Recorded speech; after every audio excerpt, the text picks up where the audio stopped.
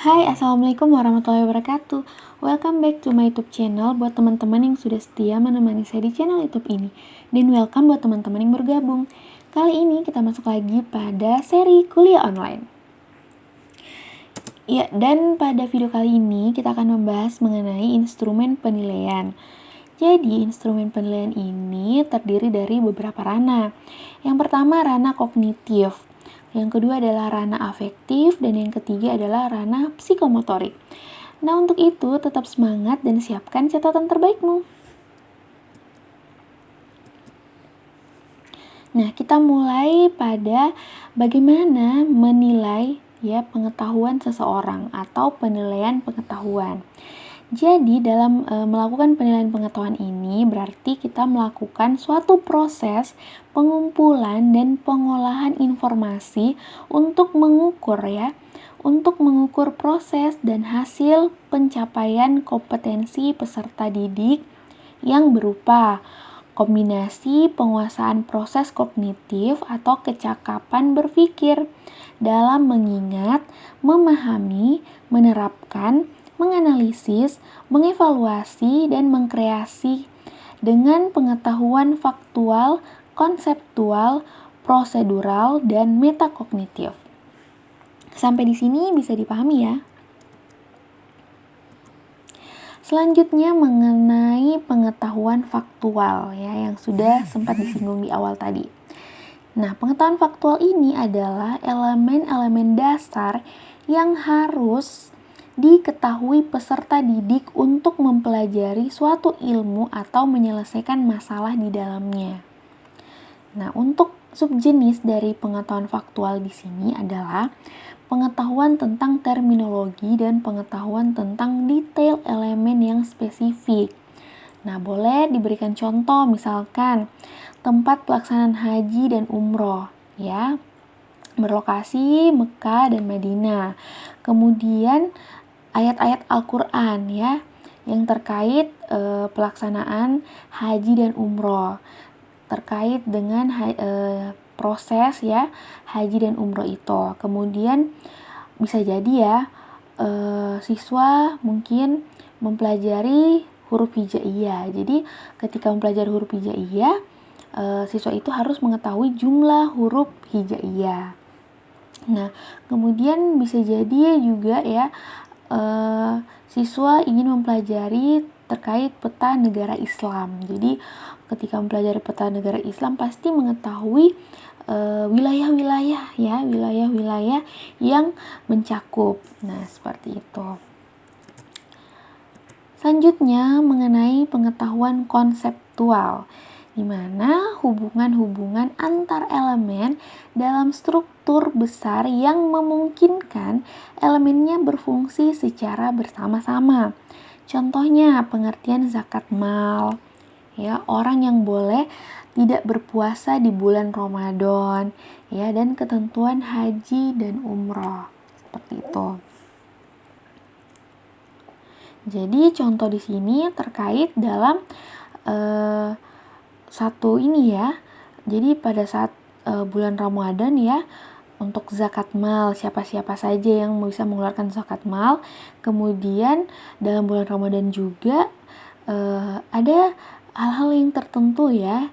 Jadi yang membuat seseorang boleh untuk tidak berpuasa, seperti itu.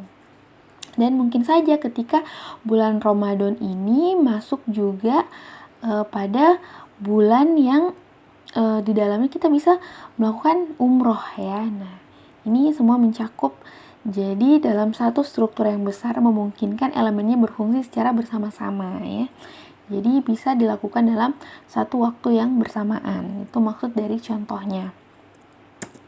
Kemudian mengenai pengetahuan prosedural ya, di mana pengetahuan tentang bagaimana cara melakukan sesuatu atau mempraktekkan metode-metode penelitian ya dengan kriteria-kriteria untuk menggunakan keterampilan tersebut ya. Bisa saja algoritma atau teknik dan metode lain sebagainya.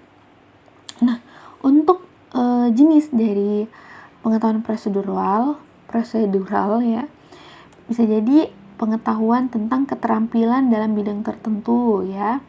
Kemudian yang kedua, pengetahuan tentang teknik dan metode dalam bidang tertentu, dan pengetahuan tentang kriteria untuk menentukan kapan harus menggunakan prosedur yang tepat. Contoh, tata cara berwudu ya. Jadi keterampilan ya atau teknik. Nah, masuk. Kemudian tata cara sholat, tata cara haji dan umroh ya. Contohnya terkait pengetahuan prosedural ya. Jadi ada sesuatu yang dilakukan ya terkait keterampilan atau teknik dan metode seperti itu. Sampai di sini bisa dipahami ya. Selanjutnya mengenai pengetahuan metakognitif. Nah, mungkin kata atau istilah metakognitif di sini sudah tidak asing ya.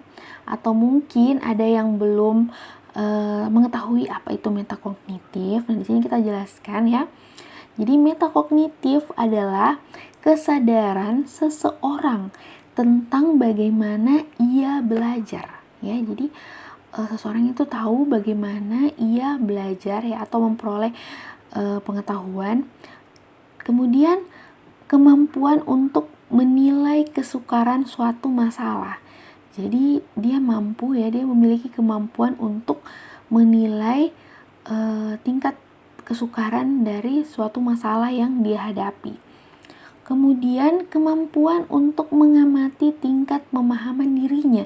Jadi dia tahu ya, dia memiliki kemampuan untuk mengamati sejauh mana pemahaman dia tentang suatu masalah atau materi ya, seperti itu.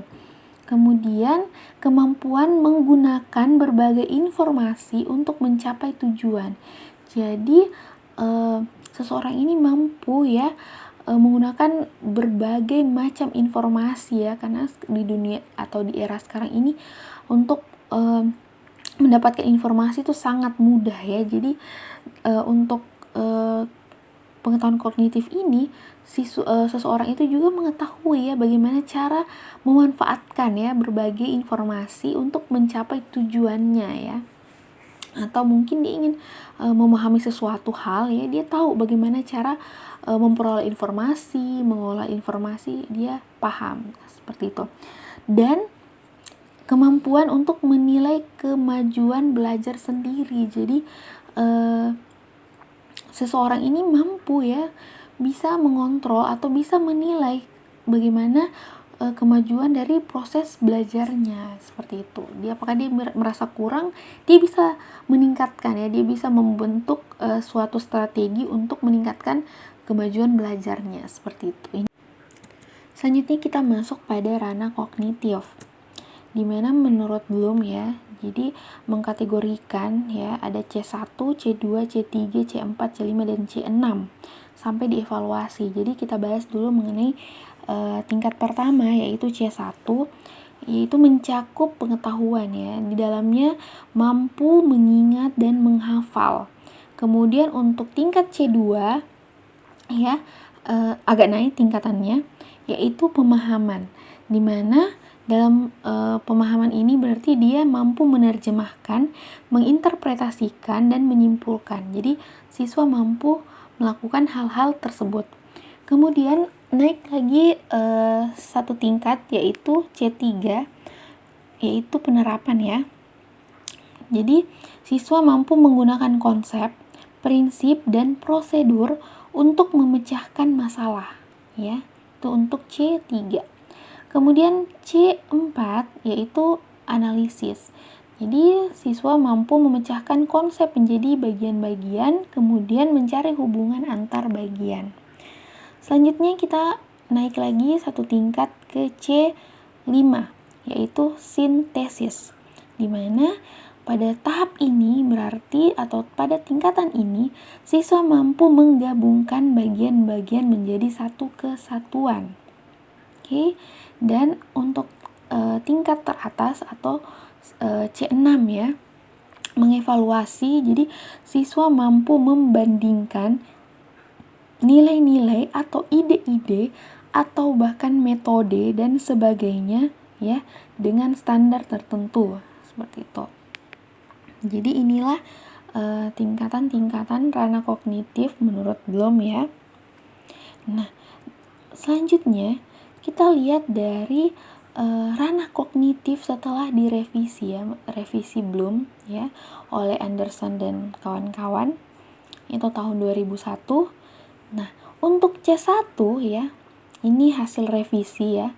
Jadi untuk C1 yaitu mengingat ya, mencakup yang awalnya mengingat dan menghafal itu mencakup fakta istilah atau peristiwa atau konsep dasar atau teori, prosedur, dan metode.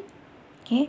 Kemudian ketika naik lagi ke tingkat 2 ya, setingkat lagi masuk ke C2 yaitu memahami ya, dimana siswa mampu menunjukkan pemahaman tentang fakta dan gagasan dengan mengatur, membandingkan, menerjemahkan, memberikan gambaran, menguraikan, dan mengungkapkan gagasan-gagasan pokok ya. Jadi kita bisa melihat ranah kognitif ya, atau mengukur kemampuan kognitif siswa tersebut. Bisa kita gunakan tingkat-tingkat kemampuan ini ya. Jadi C1 mengingat ya, C2 memahami, kemudian yang kita naik lagi setingkat yaitu C3 yaitu menerapkan ya, mencakup, berarti kalau siswa berada di level C3 ya, mampu berada di level C3 ya, berarti siswa sudah mampu memecahkan masalah pada situasi yang baru dengan menggunakan pengetahuan, fakta, teknik, dan aturan-aturan yang telah dipelajari dengan cara yang berbeda. Seperti itu. Kemudian kita naik lagi satu tingkat yaitu C4, yaitu menganalisis ya. Berarti ketika siswa mampu mengerjakan soal pada tingkat C4 ya, berarti siswa mampu menelaah dan membagi masalah ke dalam bagian-bagian kecil dengan mengidentifikasi motif atau penyebab atau hubungan sebab akibat ya, atau menyimpulkan dan menemukan bukti-bukti untuk mendukung ya dalam proses generalisasi seperti itu. Kemudian naik lagi setingkat yaitu C5 ya, terkait mengevaluasi ya. Berarti ketika kita ya sebagai guru ya merancang soal pada tingkatan C5 yaitu mengevaluasi, berarti siswa diharapkan mampu ya. Pada tahap ini siswa itu mampu menyajikan dan mempertahankan pendapat dengan memberikan penilaian tentang informasi, kesahihan atau gagasan ya, atau kualitas pekerjaan berdasarkan seperangkat kriteria tertentu. Oke. Dan untuk level tertinggi ya dalam ranah kognitif itu C6, yaitu siswa bisa mencipta ya, yang artinya siswa mampu menggabungkan informasi atau bagian-bagian informasi dengan cara yang berbeda ya, yaitu menggabungkan unsur-unsur untuk membentuk pola baru atau mengajukan alternatif pemecahan masalah seperti itu. Jadi ketika kita merancang ya soal itu pada tingkat C6, wah berarti siswa sudah mampu ya menggabungkan informasi atau bagian yang informasi dengan cara yang berbeda seperti itu. Jadi inilah tingkatan-tingkatan ranah kognitif ya hasil revisi. Sampai di sini bisa dipahami ya. Selanjutnya ini penggabungan ya. Jadi ada tabelnya di sini.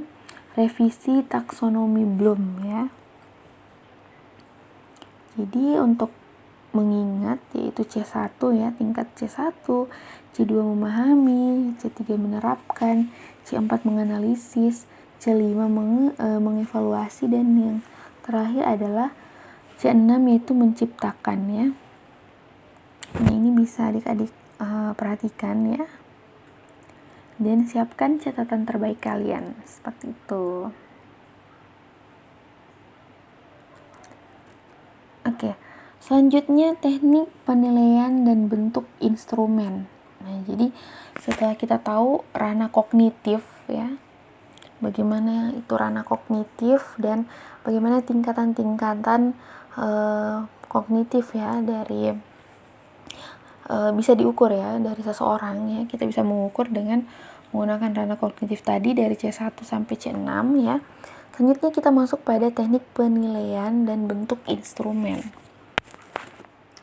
Jadi teknik penilaian di sini ada beberapa jenis ya. Di antaranya tes tertulis, tes lisan, dan penugasan. Jadi kalau misalnya ada mahasiswa diberikan tugas, berarti itu adalah salah satu upaya dalam melakukan teknik penilaian ya. Jadi penugasan itu masuk dalam teknik penilaian. Nah, kita bahas dulu yang pertama mengenai tes tulis ya. Jadi bentuk instrumennya ya. Dalam tes tulis itu berupa pilihan ganda. Bisa jadi itu untuk tes tulis dalam bentuk benar salah. Jadi ada pilihan, tentukan yang mana benar yang mana salah gitu kan. Tentukan salah satunya. Apakah yang minta benar ya? Berarti silahkan pilih dari pilihan tersebut. Kemudian bentuk instrumen lainnya yaitu menjodohkan. Jadi ini sering kita jumpai ya waktu di bangku sekolah dasar itu, untuk menjodohkan jawaban itu sering sekali kita jumpai. Kemudian untuk tes tulis ya, bentuk instrumen lainnya bisa berupa isian singkat dan uraian seperti itu. Jadi isian singkat, uraian itu sering sekali ya kalian jumpai. Oke, selanjutnya pada teknik penilaian untuk tes lisan ya.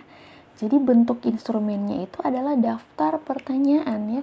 Karena bagaimana kita mengetahui jawaban dia, berarti kita harus melakukan pertanyaan terlebih dahulu. Jadi kita bisa menyusun daftar pertanyaan yang terstruktur ataupun tidak terstruktur. Jadi untuk daftar pertanyaan ini ada beberapa jenis lagi ya. Kemudian untuk teknik penilaian penugasan ya, ini yang sangat banyak sekali kontroversi ya di kalangan mahasiswa khususnya ya, ketika mungkin dosennya memberikan tugas-tugas. Nah, jadi sekali lagi penugasan itu adalah salah satu upaya dalam melakukan penilaian. Nah, bentuk instrumen dari penugasan bisa jadi tentunya pekerjaan rumah ya, atau tugas yang dikerjakan secara individu maupun kelompok ya, sesuai dengan karakteristik tugas yang diberikan seperti itu. Sampai di sini bisa dipahami ya. Selanjutnya adalah bagaimana penilaian pengetahuan ya. Jadi ada tahap perencanaan. Yang pertama itu menetapkan tujuan penilaian. Yang kedua adalah menentukan teknik penilaian ya. Jadi yang ketiga adalah memilih bentuk penilaian. Yang keempat bisa jadi menyusun kisi-kisi ya. Jadi dalam melakukan penilaian itu ya harus ada perencanaan yang matang ya. Jadi menetapkan tujuan penilaian. Misalkan kita mau melakukan ujian tengah semester atau ujian akhir semester ya, kemudian kita menentukan teknik penilaiannya seperti apa ya. Bisa jadi tes tulis ya atau tes lisan ya. Kemudian memilih bentuk penilaian dan menyusun kisi-kisi. Itu selanjutnya menulis soal ya, jadi perancang soal ya. Kemudian pedoman penskoran. Jadi pedoman penskoran ini sangat penting ya. Oke, seperti itu. Jadi inilah tahapan-tahapan dari penilaian pengetahuan ya. Jadi ini sangat penting kalian ketahui ya, khususnya kalian yang menjadi calon guru ya, dalam mengevaluasi proses pembelajaran. Oke, sampai di sini bisa dipahami ya. Selanjutnya kita masuk pada contoh kisi-kisi tes tulis. Nah, jadi ini ya contohnya ya. Yang pertama itu terkait materi ketentuan ibadah haji dan umroh ya. Indikator pencapaian. Disajikan ilustrasi salah satu amalan dalam ibadah haji. peserta didik dapat menyimpulkan nilai yang terkandung di dalamnya. Jadi level kognitif ya dari kisi-kisi tes tulis ini adalah C4. Nah, bentuknya ini adalah pilihan ganda. Nah, contoh instrumen atau contoh soalnya. Pak Kamdun melaksanakan ibadah haji ya pada saat wukuf di Arafah. Pak Kamdun ini dan semua jemaah memakai pakaian ihram. Kemudian jamaah laki-laki mengenakan 2 potong kain yang tidak terjahit ya atau berjahit. Kemudian sedangkan jemaah perempuan mengenakan pakaian yang menutup aurat. Hal ini berbeda saat orang-orang tidak melaksanakan ibadah haji. Di antaranya mereka terlihat memakai pakaian yang bagus dan beraneka ragam perhiasannya. Nilai-nilai yang terkandung dalam ilustrasi tersebut adalah yang pertama kedisiplinan, B rela berkorban, C kejujuran, dan D kesederhanaan. Kira-kira jawabannya apa? Seperti itu ya. Oke, sampai di sini bisa dipahami ya. Selanjutnya, nah, untuk pedoman penskoran tes uraian. Jadi, misalkan kriteria penilaiannya ya. Jadi ketika tidak menjawab ya, ketika siswa tidak menjawab berarti skornya 0 ya. Kemudian menjawab tapi tidak sesuai dengan aspek pertanyaan, penalaran atau menarik kesimpulan yang salah. Jadi misalkan skornya 1. Kemudian dapat menjawab hanya sebagian aspek pertanyaan tentang penalaran yang dijawab dengan benar. Misalnya dapat skor 2 seperti itu. Dapat menjawab hampir semua aspek pertanyaan tentang penalaran dan dijawab dengan benar, skornya 3. Kemudian untuk dapat skor 4 ya yang maksimal itu dapat menjawab semua aspek pertanyaan tentang penalaran dan dijawab dengan benar dan jelas, seperti itu. Bisa dipahami ya. Jadi itu tadi bentuk kisi-kisi dan ini adalah pedoman penskoran untuk tes uraian. Seperti itu. Bisa dipahami ya. Nah, tugas mandiri yang pertama untuk kalian. Jadi buatlah masing-masing 2 soal ya dengan kategori lows ya atau low. Itu C1, C2, C3 ya. Dan untuk HOTS-nya, untuk high thinking order-nya itu adalah C4, C5, C6. Jadi silahkan buat 2 soal ya. Masuk yang soal pertama masuk pada kategori C1, C2, C3 dan soal yang kedua adalah masuk pada kategori C4, C5 atau C6 lengkap dengan kisi-kisinya. Jadi model kisi-kisi yang tadi sudah dipaparkan seperti itu. Bisa dipahami ya? Tetap semangat. Oke, jadi sekian dulu untuk materi kali ini ya. Tetap semangat. Semoga video ini bermanfaat. Sampai jumpa pada video berikutnya. Assalamualaikum warahmatullahi wabarakatuh.